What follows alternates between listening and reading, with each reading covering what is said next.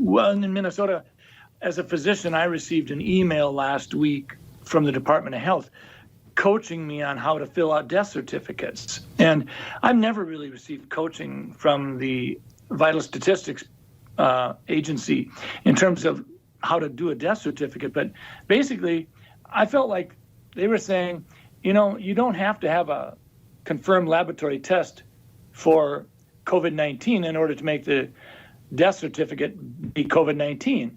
So Wait. Sir, I don't mean to interrupt you, but that what you just said, I think is critically important. Can you repeat what you just said, please?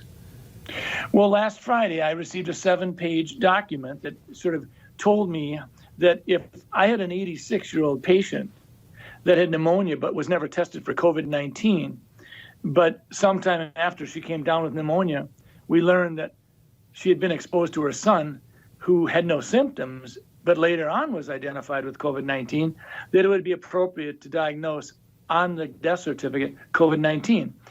Now, we've not done that. If someone has the pneumonia after and it's in the middle of a flu epidemic, and I don't have a test on influenza, I don't diagnose influenza on the death certificate. I will say this elderly patient died of pneumonia.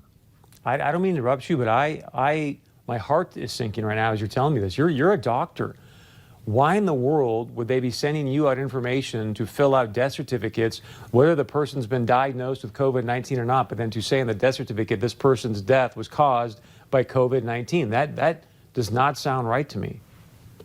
I went to the person in our office who does most of the death certificates over the last 10, 20 years, and I said, does this sound right? I had her look at the documents that I'd printed off, and she said, well, we've always been told that you always put down just facts. You don't put down any probabilities. You don't put any presumptions down. It's just what you know. And so this is concerning.